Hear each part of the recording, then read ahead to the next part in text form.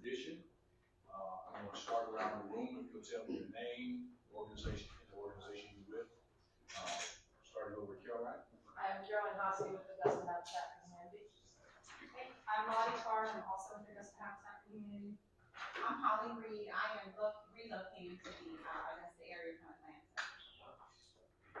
I'm Ron Howard, and I'm with Apollo. Ken Robertson, Reality Greenhouse. Eric Gaines Capital Investments. Kimara Jones, Land Bank. Stephen Pittman Oaks Ministries. Mike Ross, Oaks Ministries. Sean Edwards, Land Bank. Project Bassett Planning Building. Ryan Daniels, Land Bank Board. Karen Ward, Commander Board. Chris, all you knew about Huntington Construction Group. Mario G. Huntington Construction Group. Judy Resendez with Sisters Construction and Remodeling. Judy Resendez, Sisters Construction. Susan McCord with the Augusta Press. And Christine Marlowe with Civil Library Hills. And we've got one more board member who will be coming in just a moment. I'm going to go ahead and get started. Once that board member is here, I'm probably going to switch some things around because I've got a board member who's going to need to leave. This is our attorney, John Manton. Item A, 2A, approve the meeting minutes from July 9th. The board members, if you take under that first tab, you can take a look at the meeting minutes. For those of you who have not had an opportunity to take a look at it already, and see if any additions or deletions need to be made. If no corrections need to be made, someone please make a motion. Motion to approve. Motion has been made by Mr. Brian Downs and properly seconded by Ms. Karen Gordon to approve the meeting minutes from July 9th. All in favor, aye. Aye. Opposers, nay. The ayes have it. On to item 2B, approve extension request from Cherry Avenue Revitalization Enterprises, CARE LLC, parcels located at 404 Rachel Street, 409 Rachel Street, 417 Artemis Street. Mr. Edwards. Thank you. So we're familiar with CARE LLC. They acquired 4 properties from the land bank back in 2024. They were successful in doing one of those projects at 1314 Cherry Avenue, in partnership with Housing and Community Development. But they did express concern now that that partnership with the state of that department no longer being what it once was, their ability to move forward with the next projects. So they have requested an extension, but I didn't want to present to the board that that was a single application, and therefore having done the property at 1314 Cherry Avenue, having successfully done the project at 1314 Cherry Avenue, if the board would consider that being development activity based on the application that was received, that would keep them from having to come back to you in 6 or 12 months, because you know the intention is to work with Housing and Community Development once that department is in a position to be able to assist them. We don't know when that will be according to Human Resources, and therefore, if the board would consider 1314 Cherry Avenue as proof that the agency is going to do what it said it would do, having completed that remodel and sold that home, then you can let them off the hook for what is our 18-month requirement. If you did want to see the new constructions happen, then they have requested a 1-year extension as opposed to the traditional 6 months. And you're Recommending that we offer remodel and sale at 1314, and when HCD gets a new director, we know they're going to come right back and finish those empty parcels. Motion to approve. Second. Motion has been made by Mr. Brian Downs and seconded by Ms. Karen Gordon to approve the extension request from Cherry Avenue Revitalization Enterprises for parcels located at 404 Rachel Street, 409 Rachel Street, 417 Artemis. All in favor, aye. Aye. Opposers, nay. The ayes have it. Okay, I'm going to skip down to items D and E, and for full disclosure, I will not be voting on either one of these items because of my relationship with Habitat for Humanity. Item D, approve the depository agreement between Habitat for Humanity and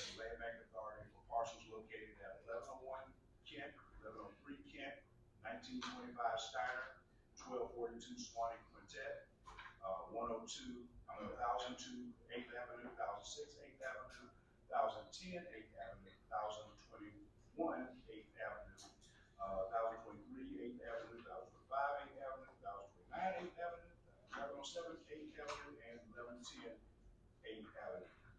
Mr. Edwards. Yes, sir. So all of these properties are in the Augusta Georgia Land Bank's name. Habitat for Humanity, we know their work nationwide. We also know what they've done here locally. They are not only the first affordable housing developer to target the KIC revitalization zone, which is the Georgia Initiative for Community Housing Grant awarded to the city of Augusta, but they are also within the Housing Authority's revitalization area for its Dogwood Terrace tear down and rebuild. We know that Habitat has received some preliminary funding they anticipate having in hand next year, so they want to secure lots at this point to ensure that those will be available. And if I may, Mr. Chairman, do it as a companion item to speak to their desire to foreclose and eat, they'll also be looking to bring in some foreclosures that complement that full total of development. The depository agreement lots, we've done that in the past, and we actually still have a property in the depository agreement now, protecting it from taxes as we work with the developer. But Habitat will see a turnaround on these next year, funding is approved. So staff is requesting that the board approve both the depository agreement for the existing lots, as well as the request for foreclosure on those lots in item E. And as a caveat, the land bank is willing to take care of the attorney's foreclosure fees at this time, because we gotta wait to see if they get their funds, to be able to do their development. Board members, questions, comments? Obviously, we think very highly of Habitat for Humanity. Would your contract with them have the same kind of clawback provisions if they aren't able to move forward? Yes, sir. And in fact, Mr. Metton, the request for staff is not for approval of the action. It's actually up to the board to allow Mr. Metton to draw the agreement. And so any terms that y'all want to see in those, we can make sure y'all in that document. But that's customary that at the 18-month point after closing, that we would have at least a request for an extension with an explanation. You mentioned the foreclosure assistance, that you're willing to manage the fees for the interim or overall for the transaction? The interim on the attorney's fees, because once funding is in, then they'll be able to reimburse in order to take care of Mr. Net. As for the admin and application, we can discuss that at that time, because we're essentially waiving our own fee at this point. To be finalized on completion. If funding is received, we'll ask for $3,500 a parcel. If funding is not received, we'll keep $2,500 and just have 3 more lots we got there. So that's just items on 2E. Yes, sir. Does it come back to the board at that point? If funding is not received, I'll probably be coming to you individually to figure out what to do with these lots. But once your agreement is drawn up for depository, again, if you elect to have Mr. Matt put it in as a condition, all that's in control.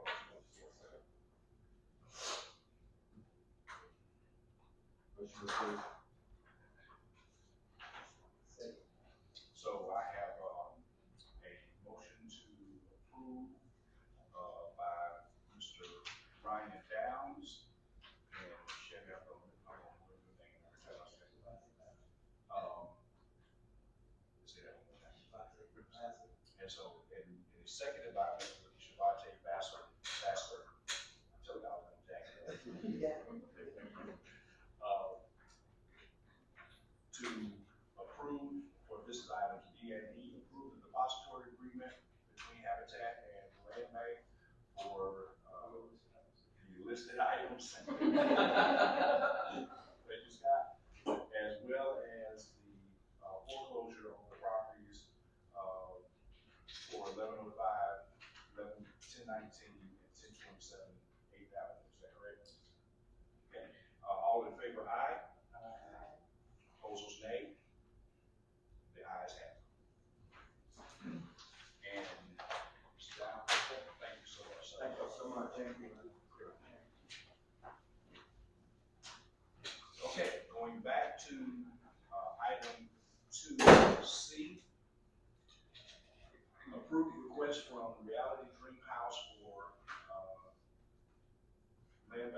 foreclosure assistance for parcels located at 1592 and 1544 Lee Beard Way for construction of affordable housing, by Mr. Kenneth Rose. Mr. Edwards, do you want to introduce it, or I'll let Mr. Wilson go straight into it? I'll just do a quick introduction. Okay. Thank you. So we're pretty familiar at Land Bank with Mr. Rolson. He's acquired several properties from us. He's always turned his projects and has recently begun partnership with Housing and Community Development, continued development of affordable housing, and most recently at 1590 Lee Beard Way. So we've got a property that we've done a short project on the same street. I'll let Mr. Rolson speak to 1592 and 1544 if you would like to just say what he's going to be doing there in partnership. Right. So, it will follow the same kind of blueprint as what we are in the process of doing at 1590 Lee Beard Way, 3-bedroom, 2-bathroom, single-family home, on that same block.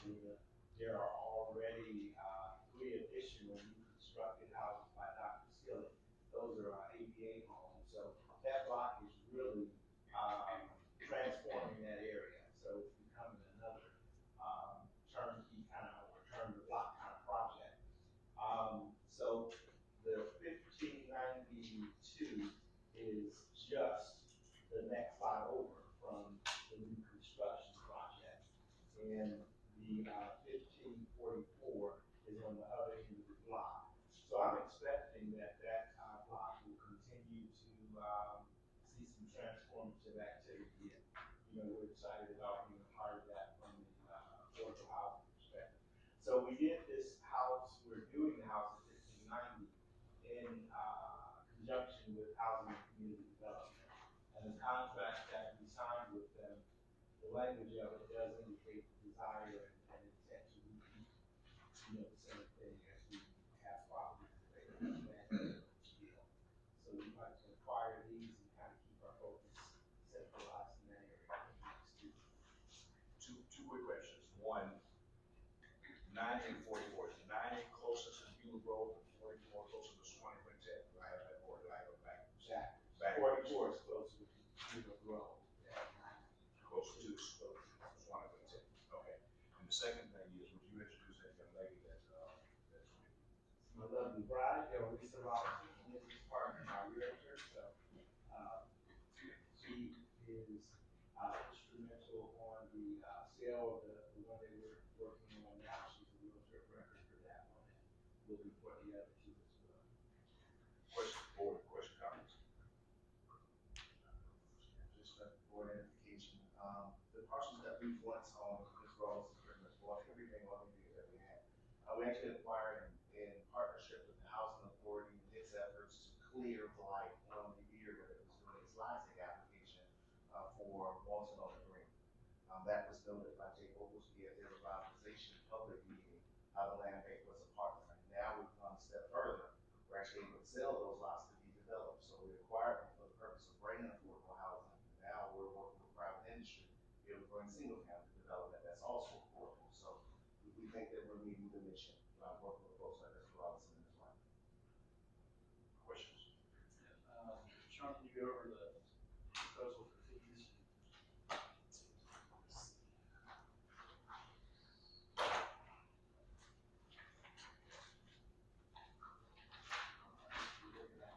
Four or 92, sir. Which one did you have a question? The question is just, if you want to review both of those. Of course, your application admin fee and attorney's fees become the $3,500 in total. Of course, clients have the opportunity to ask the board to extinguish any past due taxes, not cleanup fees, and those are being requested at this time. And then if you would note, there is a small reduction in the valuation of the parcel versus the offer. So $3,500 versus $2,000 for the lot. And we thought that was sufficient enough in order to be able to get this property, as Mr. Rollins is saying, it's being that he's working with the city department using grant funds for affordable housing. What will be the total cost? If the fees and taxes were not extinguished or as the offer is being extinguished, $5,500 per property or $11,000 per.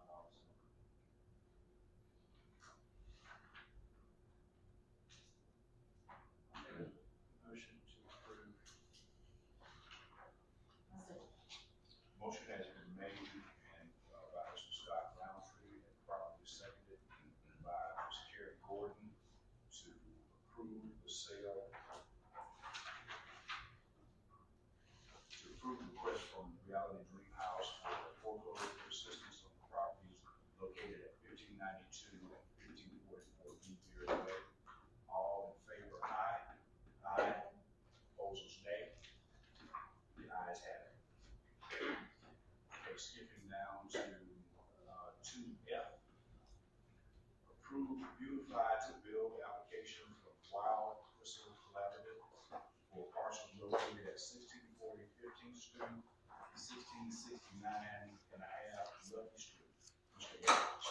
Sir, quite a number of years ago, and I want to say that this is before I actually took the seat as executive director, the land bank had a program that it wanted enhanced to help with development activity in the Lady Walker and Bethlehem revitalization areas. And with the help of HCD staff, we were able to present to the board a program that we call Beautify the Build. Essentially, it's a lease agreement on a vacant land bank owned lot that would allow for a year for community gardens to be established so that we get activated green spaces in neighborhoods rather than overgrowth. Those leases are subject to investors' desire to be able to purchase them. So anyone making the improvements on the lot understands that if a customer comes, board approves, that agreement then would be broken because they'll be developing on that particular parcel. They also have the requirement of following planning and developments requirements when it comes to community gardens, that it has to be fenced, that it has to be maintained, that products coming out of it cannot be processed, that they cannot be sold, they have to be given away.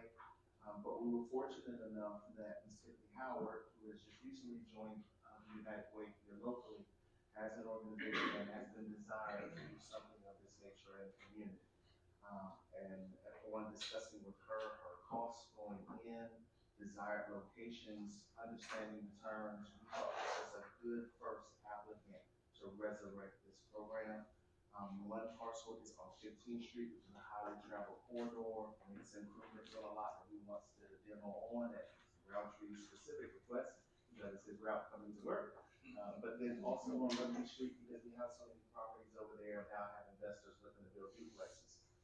Let me also say, if I may, Mr. Chairman, just a kudos to Ms. Jones for taking all of my scribbly little notes and now making you a real application.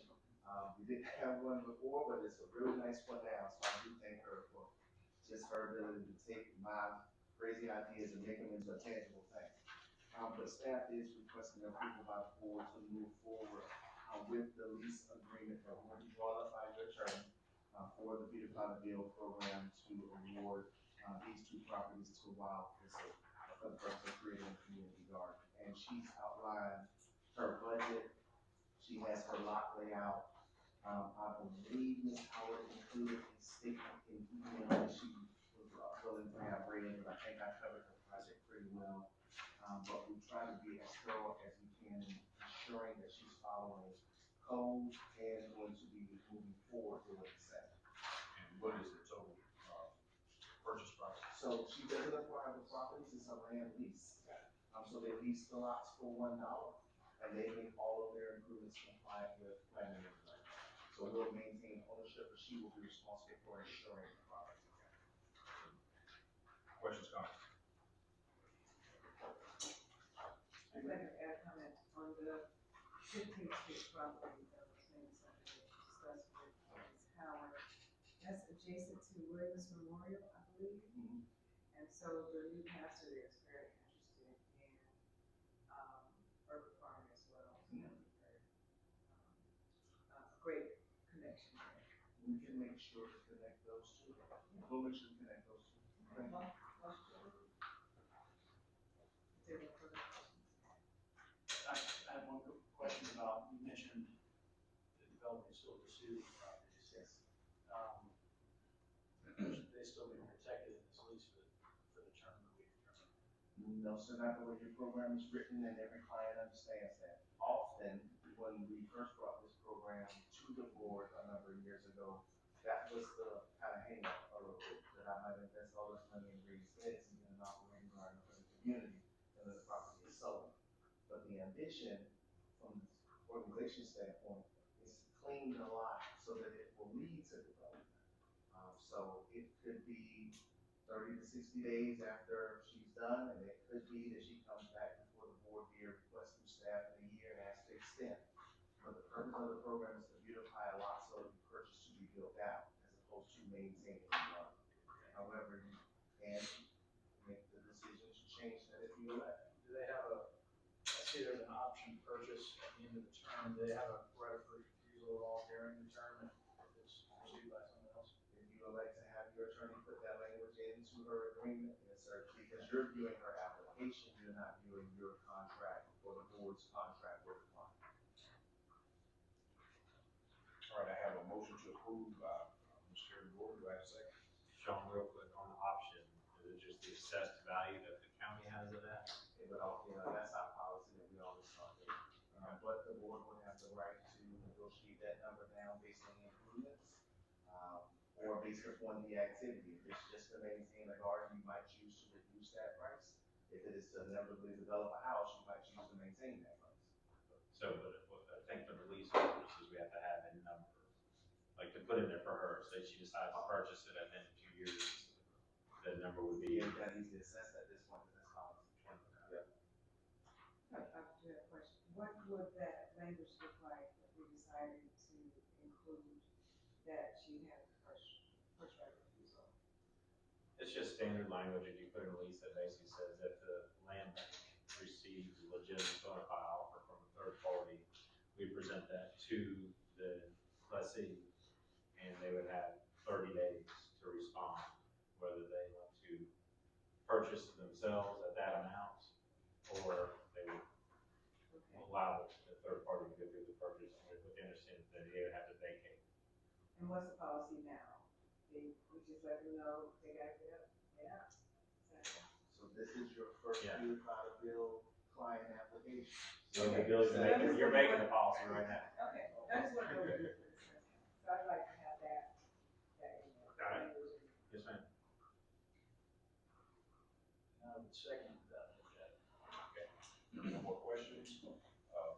Motion has been, made by Ms. Karen Gordon and properly seconded by Mr. Scott Roundtree to approve the Dubai to build application from Wild Thistle Collaborative for the property parcel located at 1640 15th Street and 1669 and a half Lucky Street. All in favor, aye. Aye. Opposed, nay. Ayes have it. Item G, approve request from Oak Ministries Incorporated to purchase the parcel located at 400 East Boundary for construction of community center. Mr. Edwards. So 400 East Boundary was originally sold to BB Capital back in December of 2023 with a plan for townhouse development. Unfortunately, that partnership has not been able to successfully move their project forward, and we're going to have to come back before the board to request either an extension or to surrender that property back under our right of reentry. Luckily, though, we were contacted by Mr. Pittman's team, who are very interested in developing out that site. And in your package, you will see that upon corresponding with the co-owner or VP, who now has sole ownership of this parcel, they are amenable to not giving the property back to the land bank, but doing a direct sale if this project were to happen. So I do want to give Mr. Pittman an opportunity to be able to discuss Oak Ministries' plans for the site if the board does approve. Yeah, thank y'all so much. Me and Mike are both co-directors of Oaks Ministries, so just want to share a little bit about who we are and our vision for this property. So Oaks Ministries, we actually branched out from First Presbyterian Church in 2023, and that really just grew out of some families from First Presbyterian back in 2008 who had moved into Old Town, built relationships with neighbors there. Mike and I moved into Old Town in 2011. I moved in. Mike moved in 2013. Basically, over the years, just continued to build relationships with families in Old Town and families in the neighborhoods off of East Boundary. Over the years, we've had the privilege under First Pres to begin after-school tutoring and summer programs, outreach programs, mentorship programs. And in 2023, with the support of First Presbyterian, as we just continued to grow, supported us going out from under First Pres as Oaks Ministries so that we could better partner with other organizations, churches, businesses, as our staff and our programs continue to grow. So going to let Mike share a little bit about what we do, and then we'll get into the vision of this property. Let me go to the next one, and to the next one. Yep, so our mission is to empower the students of downtown Augusta to become Christ-centered leaders with the hope of the gospel. So everything that we do, we want to see the students we invest in become future leaders. Leaders now who will be able to transform their communities, able to transform the city of Augusta, and be able to transform wherever the Lord will send them. The main way we seek to accomplish this mission is through our programs. And so we run after-school programs. We partner with Walton Communities. Walton Community offers affordable housing, and they have what they call adventure centers. So we partner with them. We run our after-school programs at their locations. And so it's one on San Mark Ferry and others on 15th Street. And so they ask us all the time, what do y'all do at y'all after-school program? We tell them, we keep it simple. We embrace the ABCs, academic excellence, Bible-centered teaching, and character development. We also do outreach programs for middle and high school students. We partner with First Presbyterian that allows us to do the youth ministry building. And we run an outreach program on Tuesday nights for our middle and high school students from 6 to 8. Then on Thursday, we partner with Heritage Academy. And that's where our elementary students, they get an outreach program called Newtown from 6 to 8. At these outreach meetings, they get a great meal. They get to play for about 30 or 40 minutes, get all their energy out. And then we get Bible lessons and just different crafts that they do. During summer, we run summer camps, the whole month of June and half of July. And we also, just recently, about 3 or 4 years ago, noticed our high school students, they needed more emphasis. So we developed a high school internship for our high school students. We have enjoyed all of our partnerships, and we want to keep our partnerships going with Walton, Heritage Academy, First Presbyterian, and even some of our local partners that we've been able to recently build. So Steve, I'll tell you a little bit more about it. Next slides. You can skip that one. Yeah. So just quickly, this slide just kind of captures our emphasis on partnerships. And for us, even though we've grown a lot over the years, we've added more staff, it's just about relationships. And so Christ Community is a big partner of ours. Dr. Charles Scarborough is the director of pediatrics. He's on our board, and he's been a huge key of us even being able to be here before you today. If we are able to acquire this land, he has agreed to chair what will be our capital campaign committee for this community center. And then just some other things we've partnered with out of Hurricane Helene with our neighbors through a house church that is still going today. And then Garden City Ministries is another 501c3 that we recently started to help meet practical physical needs within the neighborhood, such as providing a washer and dryer for a family. But just wanted to show this to capture just the emphasis on the deep roots we have within the community. You can go to the next one. So why 400 East Boundary? This is where it all started. All started with me and Steven.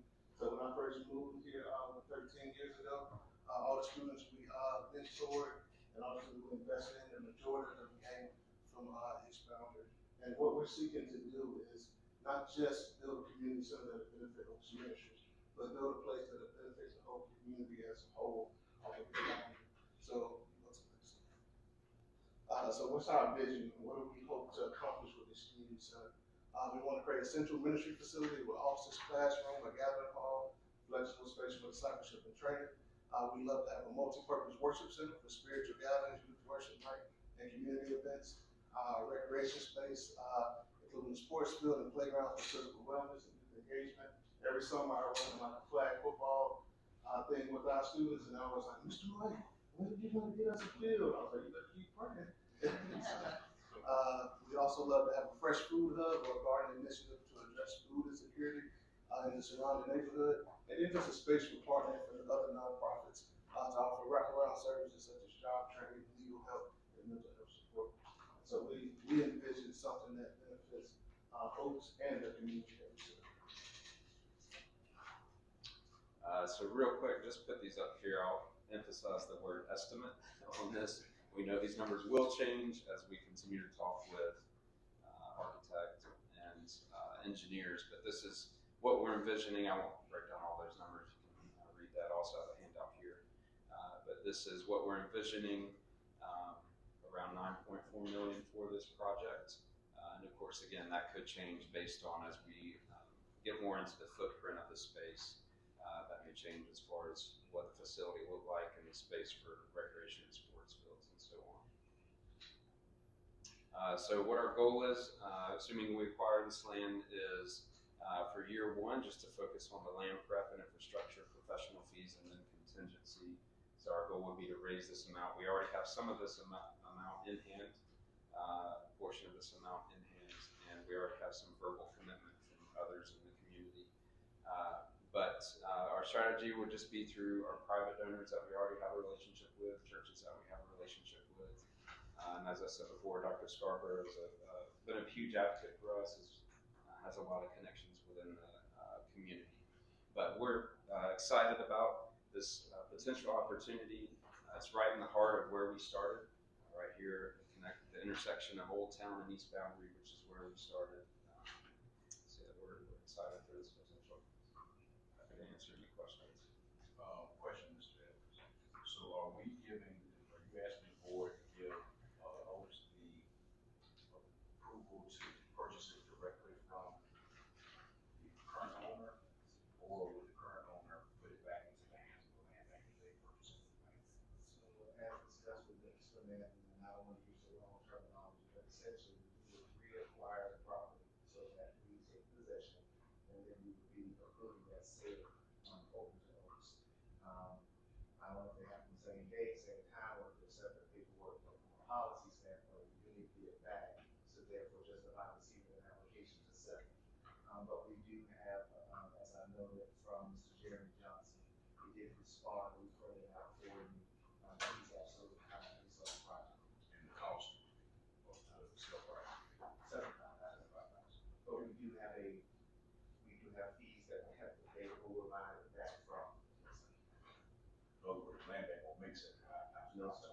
You have to purchase the property back. But if I could just note something for the board, with the need for housing, especially going east, because once you get east boundary, the state of the real estate does change, and in fact, a few streets before that.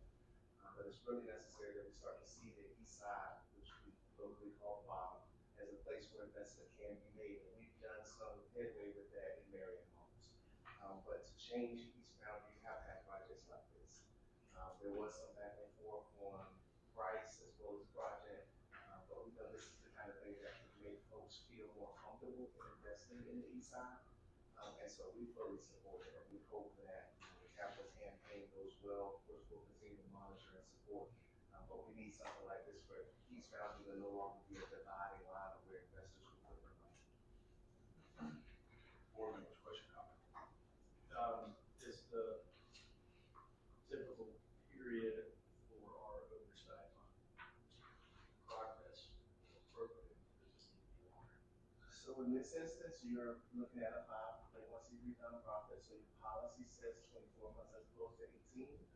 But if the capital campaign is something that's going to be a multi-year attempt, the board may want to consider something longer from the beginning, unless you elect to count the capital campaign as the start of development activity, assuming that the funding raised in that will go toward construction and infrastructure. So you do have options there. You can wait for an investment of funding that is on hand and get 24 months to see at least ground break, or you can get additional time counting the capital campaign launch as your benchmark to then take that renovation. Could we also go with the original 24 months, and then if into it they're not finished with their capital campaign, they can come back and make a request to the board for extension? Yes, sir.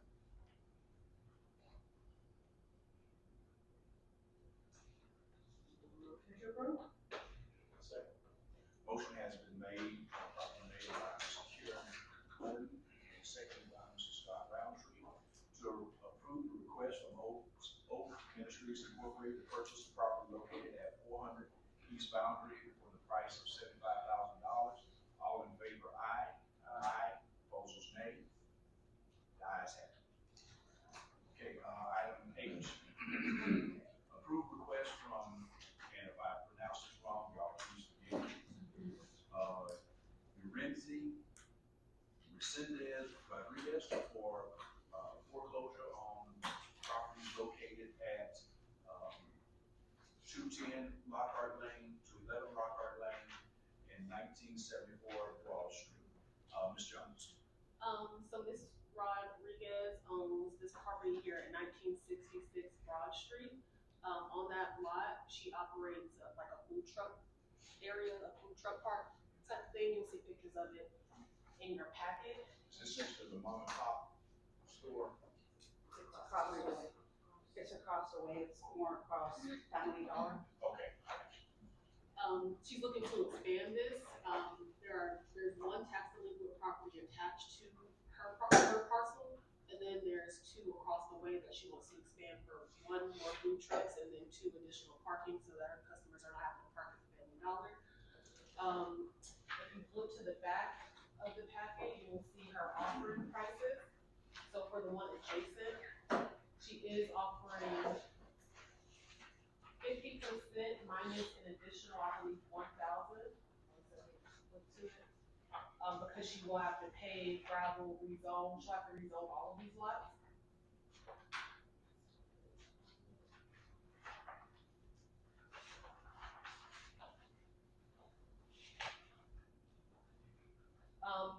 The one at 211 Lockhart Lane does have a structure on it that would need to be demolished. It is blighted.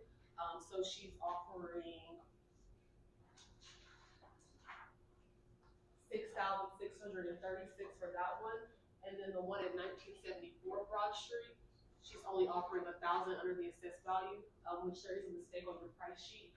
But that last one at the bottom, instead of 6,600, it's going to be a $5,600 offer, making the total price due at closing $14,503. And then the total sales price is $25,003 for all of it. That's with deposits. She has already submitted deposits and covered all legal fees and application admin fees. So, Marla, let me make sure I understand. The total price or the total cost for the project is $14,500? It's $14,503 instead of the $15,503. Yeah. Any other questions? We do have Ms. Rodriguez right here.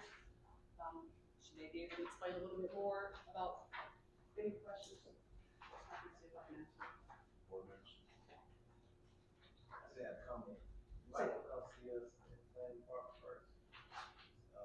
Definitely to develop a committee so we can kind of see what your plan is before you go to a planning.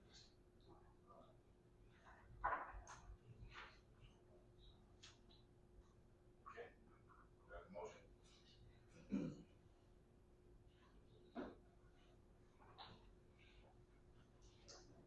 Motion to approve.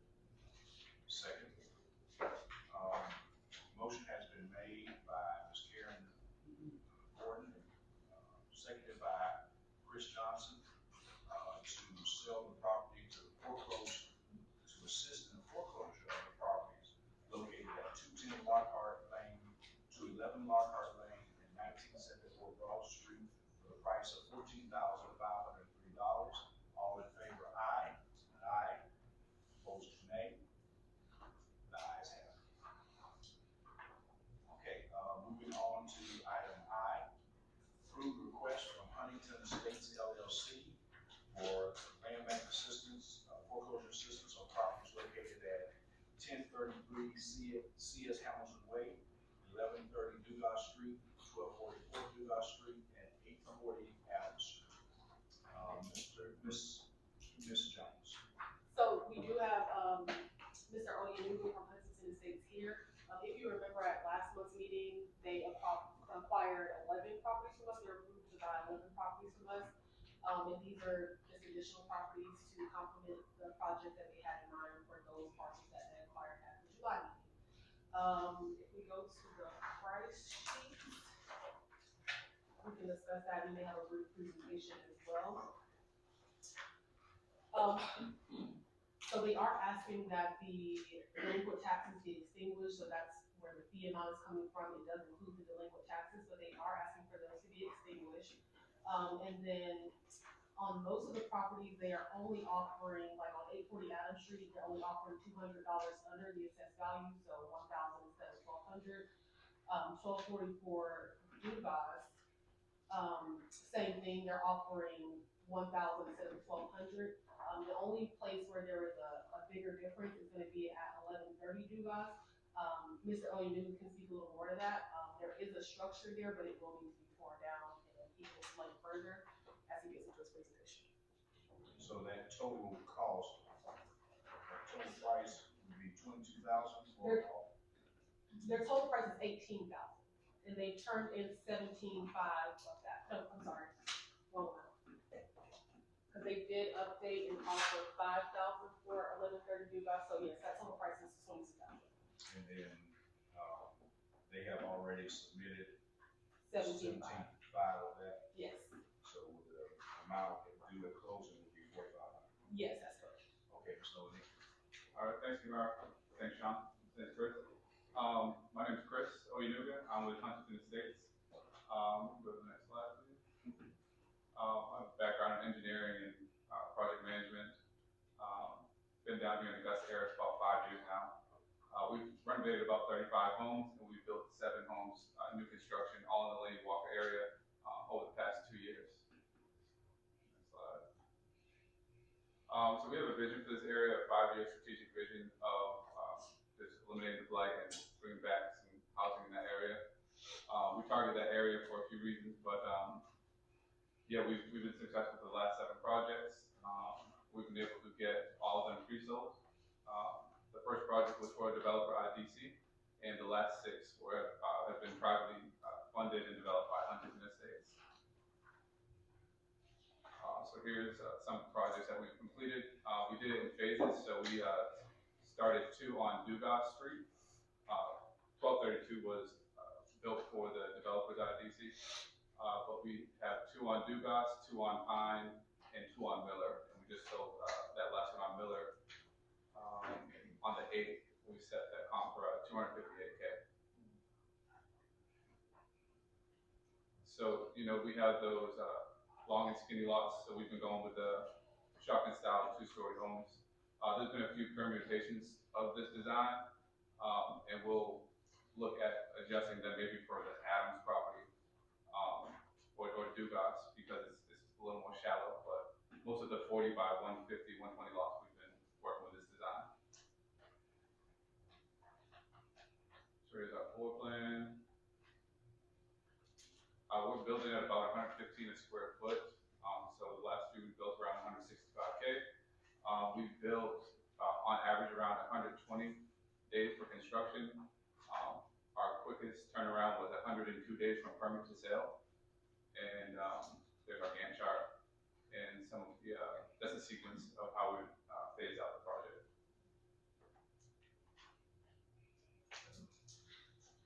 I do have other properties in that area too, so that's kind of aligned with the vision for that, beyond what's being required.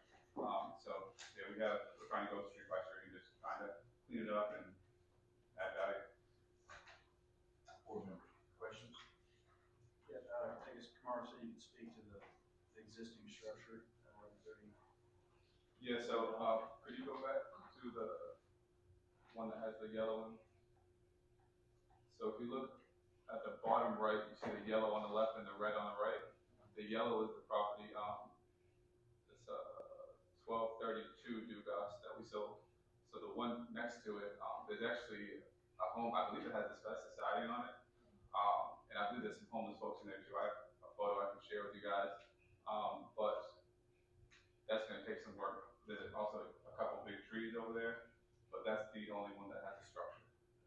So it's gonna have to be done. Yeah, and investigated for asbestos. On the side. Hey, Kamara, would you go back over the prices again? Yes. So on 1033 CS Hamilton Way, they paid the $3,500 deposit, and they are offering 1,000 at closing. 1130 Dugas paid $3,500, offering 5,000 at closing. 1244 Dugas, $3,500 deposit, 1,000 at closing. 840 Adams Street, $3,500 deposit, 1,000 at closing. their deposit that they submitted is higher than what it should be, but they have other properties on it, where the owner came back and paid their taxes, so we have to take those properties off. So the additional amount in their deposit, we would like to be added to the closing, which is what the calculation at the bottom represents. Motion to approve. Second. Motion has been made by Chris Johnson and properly seconded by Mr. Scott Roundtree to assist with foreclosure of properties located at 1033 C.S. Hamilton Way, 1130 Dugas Street, 1244 Dugas Street, and 840 Adams Street, on behalf of Huntington Estates for the price of $22,000. All in favor, aye. Aye. Opposers, nay. The ayes have it. Okay, item J, approve request from Rondra Howard to purchase the parcel located at 522 First Avenue for a single-family home. Mr. Edwards. So, some time ago, we sold everything we had on Second Avenue, and now we're trying to liquidate, get it into private people's hands. Everything we got left on first, and that is 522. Mr. Howard is here and can talk about his application and his experience, but we just wanted to note that as we continue to work with the San Hills community, we want to make sure that we're respecting what the current valuations are, that we're trying to save as many properties as we can, so to have a customer that wants to do a rehabilitation, we thought was really good, as opposed to demolishing the structure and trying to build back new, especially based on the size of the lot. But I will turn it over to Mr. Howard to give you details and then answer any questions.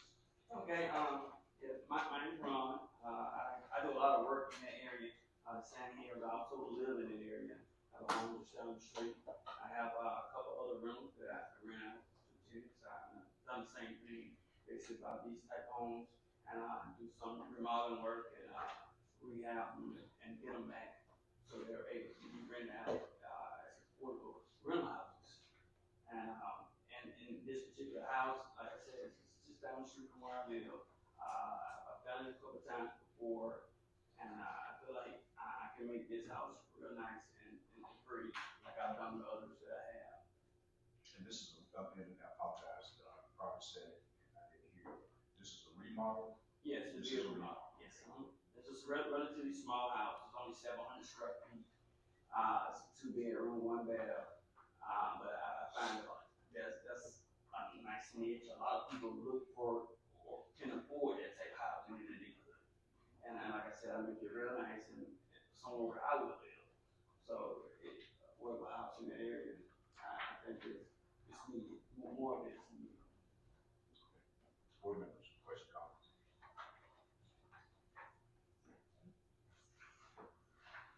Ms. Jones, that total is $15,000? Yes. $9,000 at closing and a $6,000 deposit that he has already earned. Motion to approve. Second. Motion has been made by Mr. Scott Roundtree and seconded by Ms. Karen Gordon to approve the request from Rondra Howard to purchase the land bank parcel located at 522 First Avenue for the price of $15,000 for a renovation. All in favor, aye. Aye. Opposed, nay. Ayes have it. Item K. Approve request from Deborah Freeman to purchase property located at 235 Walker Street to recombine with their property at 237 Walker Street. Mr. Edwards. Yes, sir, Mr. Chairman. So Ms. Freeman has been taking care of 235, or at least the front portion of that, for several years. We have sold everything else we had on Walker, but that is a non-conforming lot. It's zoned to be much larger than what it is, and we've never had an inquiry to acquire that infill. She's even paid out of her own pocket to have some of the trees zoned from Hurricane Helene on the rear taken out. She's been a great neighbor for us, but she's held us accountable for making sure that our other lots are maintained. And now that we've got an investor coming as her neighbor, replacing her house on her left with new construction, she's excited to see that there'll be more people in the community.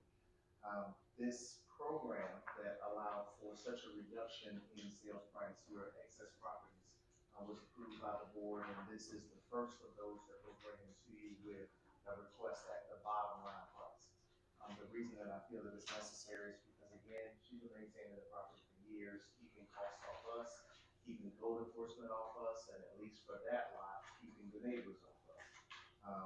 She intends to have it recombined with her property, so as an adjacent property owner, we will be offering a starting negotiating price at 50% anyway. But for the number of years she's had it and our inability to sell it, we are more than willing to let her cover her standard fees and then offer a sales price of $1 for the lot. And so staff is recommending approval to the board to let Ms. Freeman go ahead and finally own what she's been taking care of for a while. So do we get 401 or do we get one? She's already paid before. Her deposit is 10. And so that deposit was $400. So that means that would be the dollar. That's correct. Any questions, comments? Motion to approve. Second. Motion has been made by Chris Johnson to approve the request from Deborah Freeman to purchase the land bank property located at 235 Walker Street to recombine with the property at 237 Walker Street for a total price of $401. All in favor, aye. Aye. Opposers, nay. The ayes have it. We've got we got a program that we brought back and one that just got started. Okay, cool. All right, items for discussion. Mr. Manton, update on foreclosures and donations list. Sure, just briefly, no update on donations, as there's been no activity. As far as foreclosures, we have 4 properties come up for sale in November. One property is 1636 4th Street, the taxes have been paid. So that was also a good result for the county. With the one we're getting ready to file on Augusta Street. And we'll be updating this next month with all the new approvals we had to make. Questions? Yes. So GIS currently shows some of our properties that the tax deed is yet to be recorded. Tax deeds are already recorded, 24. Shows some properties in Mary Homes, obviously. Are we cleared on those parcels to begin to accept applications? Properties. There's some on DuPont, Fairhope, I'm putting their name on the Hail Mary. DuPont and Fairhope specifically. We worked with Out of the Box, Alex Winfrey's group, and sold everything that we had in Marion Homes. And as soon as he saw new stuff come up, he's inquired. And then Ms. Broadwater is also here with her organization inquiring as well. I did not know if we were in a spot where we could take applications yet. I'd have to look. We could look at the properties specifically. Specifically for Broadwater 514 DuPont. And I'm just told. Yeah, we should be ready to go. Okay, and then Alex has asked for everything else. I think everything that was done in 2024, we are good to go. Okay. Thank you, sir. Item B, approve hiring of Beard Audit Group as land bank's new auditing company. Ms. Jones. So, we talked about this last year, but our current auditor is getting out of the business of auditing organizations like ours. So we went out and found an auditor that is still in that business. This auditor was a referral from another NGO, and they agreed to take us on. So they gave us this letter, I forget what it's actually called, but it shows the price of their services on page 5, which is not even $2,000 more than the price that we currently pay, which is a pretty good price for the services that we require. So staff is recommending that you approve us to take on this new auditor. This is something that's pretty time sensitive if we want to stay on track with auditing. So we do need to bring someone on sooner rather than later. But of course, that is your decision. They do authorities like ours. Yes, authorities like ours. So they did, I don't know if that they referred us, but it was the EDA that referred us. So. All right, questions, comments? We have a motion?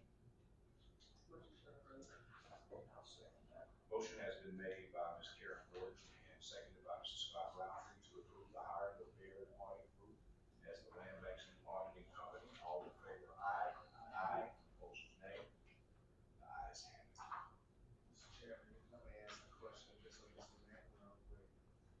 now that the board's approved the hiring, do you and your committee believe this is my signature on the authorization letter or the chair? I would have a motion to approve the chairman to execute. We can add that. To the motion to add to amend motion to add that the authorization is for the chairman to execute the engagement letter with their. A motion to approve. Motion has been made and properly second, to add to the previous motion, the addition of the chairman's, signature, for approval of the audit group. All in favor, aye? Aye. Opposers, nay? Ayes have it. Item D, update on the 2025 Gallup Summit. We'll skip one. We'll skip C. The, journal entry letter.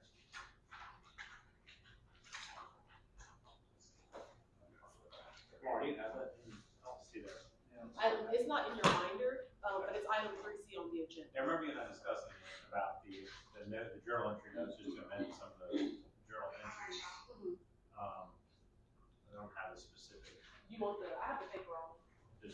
basically it's just an update to the board that our auditor in 2023 is going to make some journal entry amendments or changes. And before they can do that, they need approval from this board to make those amendments, so they can present the final ordinance.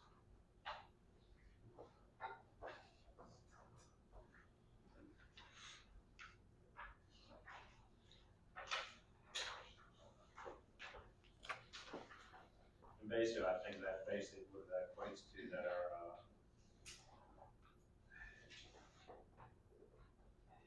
the one you put the journal entry in or when we put a check in for, it may have been just a typo on the amount or what the payment was for, things like that. So when they went back and reviewed our bank statements, they corrected those, either entries or classifications of what they were classified as for the purpose of the entry. And these are the attached journal corrections they're going to make to all our entries, and we need approval of these before they can submit the final audits. So basically just reclassify as credit card expenses or refunds, just a bunch of different cleanups on journal entry accounts. They're not that many, but we need approval from this board before they can finalize it. I mean, Mr. Chairman, speaking of setting, the need is just demand note. Because your bookkeeping should not be done by your auditing company, so they need to make sure that they're fine, bylaw having that sense of separation. So there were some corrections that need to be made. And so, again, requesting approval to be able to allow for those to be made to reach your final conclusion. I got excited and skipped out of C, so, which is approved with chair, co-chair signatures on 2023 journal entry approval, which is what, Mr. Manton and, Ms. Jones and Mr. Daniels have been discussing, for the letter of 2023 audit completion. Questions, comments, board?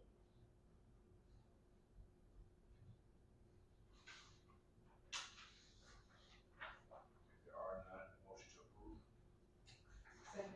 Motion has been made by Chris Johnson and seconded by, Mr. Karen Gordon to approve the land bank chair and co-chair signatures on the 2023 journal entry approval letter for 2023 audit completion. All in favor, aye?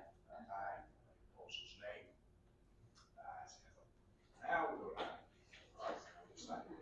Update on the 2025 Gallup Summit, Mr. Edwards. Yes, sir. Galva is the Georgia Association of Land Banks, of which Augusta has been a part since inception. But What is Gallup, Mr. Edwards? the Georgia Association of Land Bank Authorities. Annually, all of your land banks in the state meet, typically in Macon, but this coming conference will be in Atlanta to showcase some projects that will be happening there. Ms. Allison Goldie, who's the executive director of Savannah, Chatham County's land bank, is putting together the agenda. It is a little bit more of a call to action presently, as some land banks are looking to start to make some changes in how they're operating inquiries.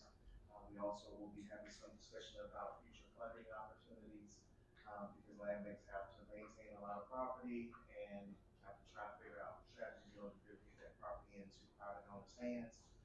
We want to make the board aware of the dates. Not only will staff be speaking at this event on day 2, there is a request from Ms. Goldie to Mr. Johnson, as our county tax commissioners will also be speaking to the meetings only on day 1, the agenda will for October 20th. But we also plan to cover the registration fees for our attorney or our board members, if they would like to be in attendance for this event. I can say that Macon has always done really well bringing its board to Galvin meetings. Of course, most often it is in Macon, so it's local. But it is good to have your board there to hear what other land banks are doing and some of the difficulties that they're having as we begin to lean on you as our voice in trying to ensure that staff is properly supported. So we're excited about this year's conference. We think it's going to be a really nice one, and I know Chris Norman and his team will be rolling the red carpet out. Anybody have any questions about it? Okay. Item E, update on adoption of the land bank's 501c3 bylaws.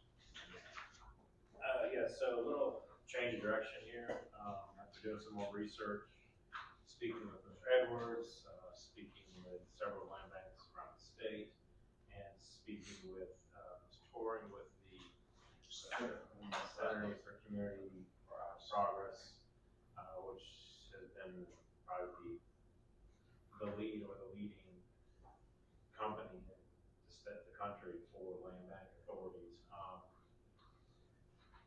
I don't think the creation of a separate nonprofit at this point would be the best move for the land bank, but to maintain what we are already as a governmental authority established by Richmond County, registered with the DCA, but to also establish ourselves as a domestic nonprofit corporation in the state of Georgia, which would get us to the goal of being able to apply for these grants locally and through the state and possibly federal that we have been eligible for.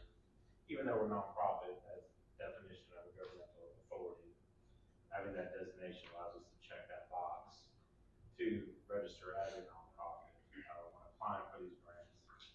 But the difference between a state domestic nonprofit corporation versus a federally approved nonprofit, any donation that we would receive or any funds, unless they're a nonprofit themselves, is not tax deductible. We are just saying that we are a nonprofit, we are not here for a profit.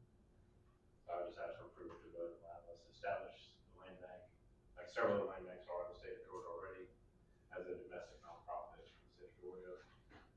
That way we don't have to create another entity, create another board. It just be a lot simpler process to get us to the goal we're trying to get to. Questions, comments about that? We have to amend any of our We'll create some new bylaws that would register with the Secretary of State. It would not be it'd not be a large change. We're not changing our procedures or policies or anything like that. We just have to make a few amendments to establish ourselves under Secretary of State for domestic. Mr. Chairman, if I may, John and I have had extensive conversation about this. It does still accomplish the task. We even had the opportunity to take a call with Ms. Torrin this morning.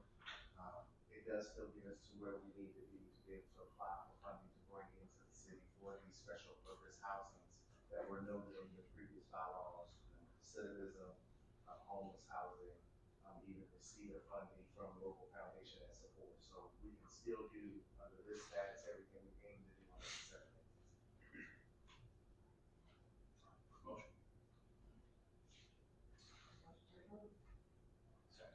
Motion has been made by Ms. Carrie Gordon and properly seconded by Mr. Scott Roundtree to apply for the state nonprofit versus the federal 501c3 instead of the federal 501c3 designation. All in favor, aye. Aye. Opposers, nay. The ayes have it.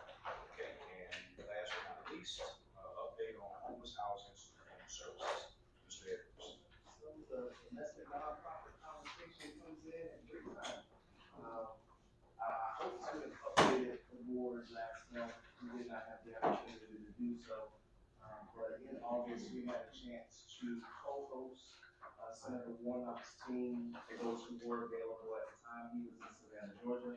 But he sent Mr. Real Cook and another one of his team members for us to host and do a housing tour to show the level of life, vacancy abandonment in Augusta, to discuss what impediments are in housing development, specifically affordable housing, but also workforce housing. And we reiterated our emphasis in moving our properties into the hands of private investors who really want to help with our housing stock numbers. We were notified at that time that an application that we had submitted for property this board approved for closing on Broad Street at 2108 and 2110 Broad, that we are moving into the appropriations step, which is basically federal review of the budget in October by Senator Warnock. There was a respite facility that once existed at 2110, where the building is, that is no longer in existence in our community. And what that means is that individuals who are discharged from hospital who do not have the ability to physically take care of themselves are being discharged to street. Because Salvation Army Resource Center cannot receive an individual in a wheelchair or that needs major medical attention. It was added to our homeless issue inadvertently by our local hospitals, but when the insurance company says you gotta go, and we don't have a place for you to go. And then those individuals are also increasingly vulnerable, because I'm rolling in a wheelchair with an IV, it's real difficult to defend myself and protect myself. We put together a package application and submitted that through congressional discretionary spending with a plan to complement that facility with transitional housing units that would be built at 2108, which is where the fire happened with Mercy Ministries. And I'm proud to say that that application was approved and moved through. So $1.75 million has been committed to the development of that program at that site to bring a service that was lost in Augusta and will hopefully, if the budget is approved, be coming back. Gap Ministries has noted that there are approximately at this time about 20 individuals that will immediately assist because they are not able, as I said, to go to the Salvation Army Resource Center, but are still in our HMIS system and receiving services. So we're tracking those persons, and they'll be in a position with these funds coming in some point in time next year. We'll start revitalizing the existing building and renovating that site in order to bring something back that Augusta desperately needs. So we're very excited about that. In addition to, for those who were able to attend last month's meeting, you saw a presentation of the Season of Drought documentary that is moving forward, highlighting the state of homelessness in Augusta. Your board chair, our board chairman, Mr. Chris Johnson, and myself had the opportunity to participate in some filming on site to talk about this application and that missing service. We've been told we're gonna make it past the cutting room floor. We hope that does still happen. But some mock-ups have been put together that have quotes from both me and I regarding that. And we anticipate the ability to be able to use it as a tool to not only put some more light on the condition of homelessness in Augusta, but also to help with fundraising. Their plan is threefold. You start with a documentary, you then go to a short film, and then you go to a full feature. And the full feature already has a sign-off for executive directors as well as director and producer. So we're very excited because the potential investment that this project makes and some support from the land bank that we hope to be able to bring to that effort will mean that service providers then have money coming back to them. The commitment of the feature film from the director is that proceeds, of course, will pay investors first, but that those then additional monies will be able to come into the community and help our continuum of care, which is officially your homeless task force. So just in doing something like this and being able to be a part of the film, we're in a position now where we can ensure that homeless service providing nonprofits have a revenue stream that they'll be able to do even more service. That now has been added to with a great conversation at lunch that I didn't anticipate, but adds to the work. We've got a commitment to be a part by Mr. Ralph Turner from Wellstar. He is our current president for that site. We talked about the ability to do partnership with groups like Christ Community, Harrisburg Family Health, but immediately he was like, no, what I want and what his office will take care of, we'll be bringing Doctors Hospital, Piedmont and Wellstar to the table, talk about service provision on one site. So we're not only getting federal monies that may not have otherwise come into the community, bringing services that were lost to the community, but now we're looking at the possibility of partnerships that have never been in this community to ensure that we're undergirding homeless folks and trying to get them to a point where they're self-sufficient. So we're really excited about the work that we're doing with the task force. An additional caveat, not on that site, but it's been my last thing talking about sites for Christmas. We've also had a great conversation with our current superintendent, Dr. Cobb, and members of the Board of Education about their inventory. And there is some excitement around a homeless housing resource center, where we would work with school systems to acquire any property. We currently have 4 that are listed out there for anyone who wants to purchase them. We would happily looking to buy a building, but we would be looking to maybe acquire one that doesn't sell, in order to do a 3-phased transition of individuals moving from unhoused all the way to permanently housed. Our community only has one example of an individual that has gone from under the bridge ministries all the way to home ownership. His name was Marty.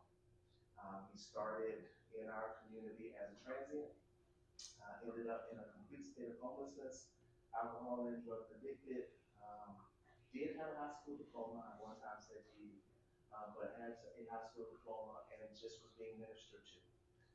We've lost Under the Bridge Ministries as an outreach service, but they did have that success. Marty got into alcohol treatment, got into drug treatment, was able then to qualify through shelter clearance, because you gotta be able to do a blower test to get a shelter clearance.